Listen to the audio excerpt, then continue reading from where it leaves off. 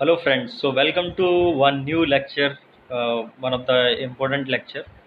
इसमें हम देखेंगे कि डोमेस्टिक जो रेफ्रिजरेटर होता है वो बेसिकली किस तरह से काम करता है। और जैसे जो रेफ्रिजरेटर आते हैं, है ना, वो लीटर के हिसाब से आते हैं। 160 लीटर का रेफ्रिजरेटर, 180, 220, 260, 300 लीटर, इस तरह से रेफ्रिजरेटर आते हैं। तो ये जो लीटर वाला कॉन्सेप्ट है, ये हम किस तरह से वो लीटर निकालते हैं। ठीक है, तो आइए हम देखते हैं। सबसे पहले हम इसकी वर्किंग समझते हैं। ठीक है, आप यहाँ देख रहे हो, मैंने दो रेफ्रिजरेटर को यहाँ पे दिखाया हुआ है। ठीक है, इसमें ये वाला बेसिकली फ्रंट पोर्शन को दिखा रहा है और यहाँ पे ये बैक पोर्शन को दिखा रहा है। तो अब हम देखेंगे इसके क्या क्या इसमें कंपोनेंट्स वर्क करते हैं। तो आपको पता है कि जो डोमेस्टिक रेफ्रिजरेटर होता है वो वेपर कंप्रेशर रेफ्रिजरेशन सिस्टम पे काम करता है। ठीक है, जिसमें चार कंपोनेंट होते हैं। कंप्रेसर होता है, कंडेंसर होता है, एक्सपेंशन वाल्व होता है और एवापोरेटर होता है। ठीक है, अब सबसे पहले ये देखते हैं इस फ्रिज में ये condenser, compressor, evaporator, expansion valve कहाँ होते हैं। तो देखते हैं। आप देखोगे इसमें दो फ्रिज है, तो फ्रिज में जो पीछे लगा रहता है आपने देखा वो ब्लैक कलर के इस तरह से आता है, और ये आपका है कंप्रेसर। ठीक है, ये क्या है, कंप्रेसर है। और कंप्रेसर का काम होता है रेफ्रिजरेंट को कंप्रेस करना। ठीक है, सबसे पहले कंपोनेंट देख लेते हैं, फिर उसके बाद वर्किंग देखते हैं। कंप्रेसर के बाद इसमें दूसरा जो कंपोनेंट है वो है कंडेंसर। आप ये देख रहे हो पीछे, ये कंडेंसर लगे हुए हैं। ठीक है, ये कंडेंसर है, ये कंडेंसर की ट्यूबिंग है। कंडेंसर के बाद अगला है कैपिलरी ट्यूब। यहाँ पे आप देख पा रहे हो, इसमें हिडन है, इसमें ये कैपिलरी ट्यूब लगी हुई है।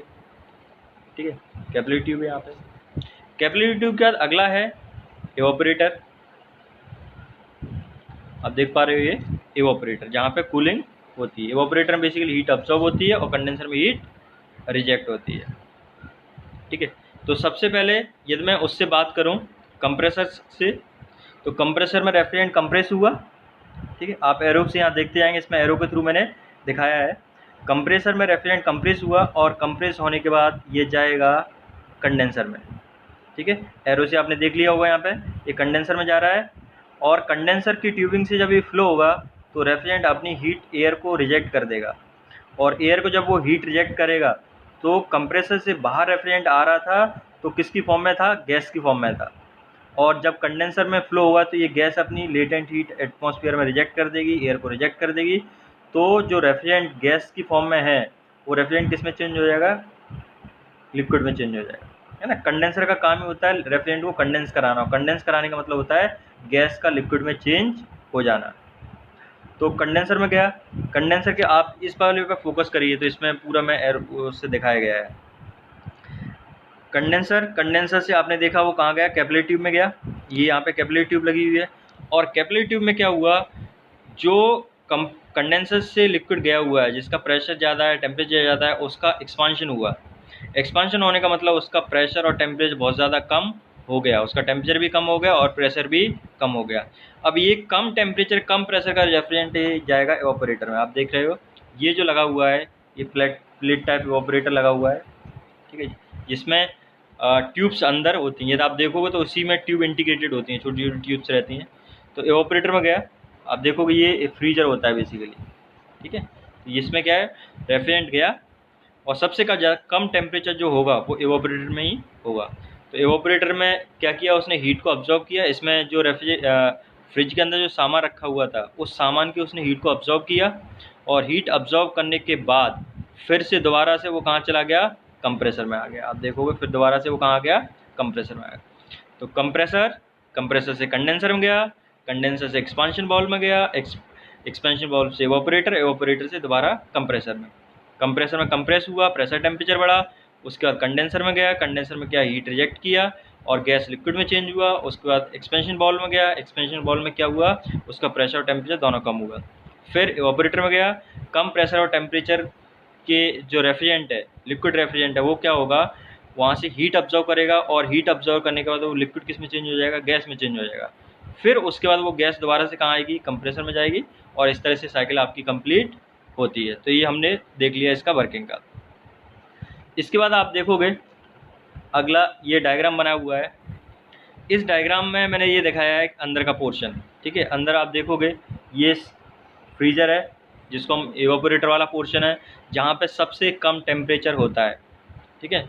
और आप देखोगे इसमें जो स्ट्रक्चर बने हुए स्लैब्स बने होते हैं, ठीक है, कैबिनेट्स टाइप की बनी होती हैं, ये टफन ग्लास की बनी होती है। टफन ग्लास बेसिकली कुछ नहीं है, ग्लास को आपने मिक्स कर दिया फाइबर के साथ, तो आपका टफन ग्लास बन गया, जिससे उसमें ट्रांसपेरेंसी भी रहेगी और उसकी स्ट्रेंथ क्या होगी, बढ़ जाएगी, ठीक है। यदि हम फ्रिज में देखें तो सबसे जब कम टेम्परेचर यहाँ पे होता है और सबसे ज़्यादा टेम्परेचर यहाँ पे होगा और सबसे कम टेम्परेचर ऊपर होगा। तो आप देखोगे जो सामान है ना, जिसमें सबसे ज़्यादा कूलिंग की ज़रूरत होती है, उसको हम रखते हैं बिल्कुल टॉप पे। जैसे आपका बटर है ना, आइसक्रीम है, तो इन सारी चीज़ों को हम बिल्कुल कहाँ रखते हैं, टॉप पे रखते हैं। मिल्क है तो मिल्क को हम जनरली क्या रखते हैं, ये यहाँ पर रखेंगे, जो टॉप वाला है इसके नीचे रखते हैं, है ना। कर्ड है, इसको नीचे रखेंगे। फल और सब्जी हैं, इनको कम कूलिंग की ज़रूरत होती है, तो सब्जियाँ हम सबसे नीचे रख देते हैं और फल इसके ऊपर रख देते हैं, ठीक है। तो ये हो गया एटफन ग्लास का। और ये इसमें क्या दे रखा है, इसकी डायमेंशन दे रखी है। आप इधर देखोगे तो ये पूरा इसकी डायमेंशंस दी हुई है यहाँ पे, कितने बाई कितने का ये फ्रिज है, ठीक है। और आप फ्रिज में देखोगे, जितने फ्रिज आते हैं तो फ्रिज में स्टार रेटिंग का एक वो लगा होगा, स्टिकर लगा रहता है। तो यहाँ पे ये स्टार रेटिंग का स्टिकर लगा रहता है, ये बताता है कि आपका 3 स्टार AC है, 3 स्टार फ्रिज है, 4 स्टार या 5 स्टार फ्रिज है, ठीक है।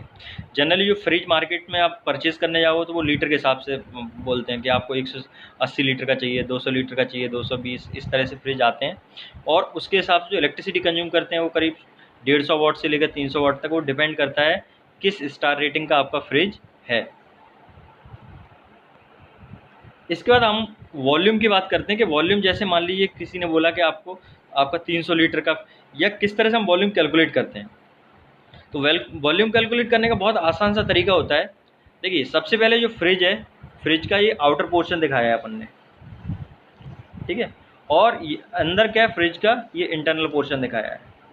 अब बेसिकली क्या होता है, आउटर पोर्शन में और इंटरनल पोर्शन के बीच में क्या होता है, इसमें इंसुलेशन रहता है, जिससे बाहर की हीट अंदर एंटर ना करे, और अंदर से मतलब चूँकि बाहर टेम्परेचर ज़्यादा रहता है, अंदर टेम्परेचर कम रहता है, तो ये अवॉइड किया जाता है कि बाहर से हीट अंदर ना जाए। तो इंसुलेशन प्रोवाइड कर दिया, इंसुलेशन से क्या होगा, बाहर की हीट अंदर एंटर नहीं करेगी।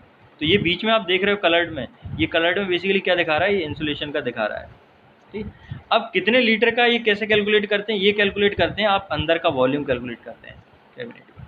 तो अंदर आप देखोगे, अंदर इसका जो शेप है वो कैसा शेप है, क्यूबॉइडल शेप है ना।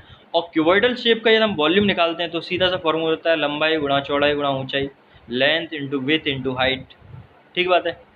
तो हमने क्या किया, इसकी लेंथ मेजर कर ली यहाँ से, ये मान लो लेंथ मैंने मेजर कर ली, इसकी विथ मेजर कर ली, और इसके परपेंडिकुलर होगा वो क्या होगा, डेप्थ होगी, तो हमने डेप्थ मेजर कर ली।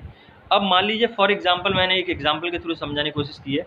तो वॉल्यूम का फॉर्मूला होगा length into with into depth. अब मान ली लेंथ है मेरी 100 सेंटीमीटर इसकी, ठीक है। इसकी विथ जो चौड़ाई है वो 60 सेंटीमीटर है, और इसकी जो डेप्थ है वो 50 सेंटीमीटर है। तो हमने इससे वॉल्यूम निकाला यहाँ पे। तो जब आप वॉल्यूम निकालोगे तो ये वॉल्यूम आ गया सेंटीमीटर क्यूब, ठीक है। लेकिन मुझे यहाँ पे सेंटीमीटर क्यूब में वॉल्यूम आ गया, लेकिन मुझे किस में चाहिए, लीटर में चाहिए। किस में चाहिए, लीटर में। तो सेंटीमीटर क्यूब को लीटर में निकालने का फॉर्मूला होता है, मैंने इवन वॉल्यूम के ऊपर एक अलग से लेक्चर बनाया है जिसमें यूनिट्स वगैरह बताई हैं वॉल्यूम की। तो क्या रिलेशन होता है, 1000 सेंटीमीटर क्यूब इक्वल्स होता है 1 लीटर, ठीक है। यहाँ पे लिखा हुआ भी, ये आप देखोगे तो यहाँ पे लिखा हुआ 1000 सेंटीमीटर क्यूब इक्वल्स 1 लीटर। तो हमने यहाँ पे सेंटीमीटर क्यूब में ये आया वॉल्यूम, इस वॉल्यूम को डिवाइड कर दिया 1000 से। 1000 से जब हम इसको डिवाइड करेंगे तो क्या आ जाएगा, 300 लीटर इसका आंसर आ जाएगा, ठीक है। तो इस तरह से हम किसी भी रेफ्रिजरेटर का वॉल्यूम कैलकुलेट कर सकते हैं। वॉल्यूम का सीधा सा मतलब है कि उसका अंदर जो स्पेस है उसमें कितना सामान आ जाएगा, कितना जगह रहती है एक तरह से, ठीक है। तो this is it, thank you for watching, please do subscribe my channel and share, comment, and you can also suggest me something as a feedback. Thank you, thanks a lot.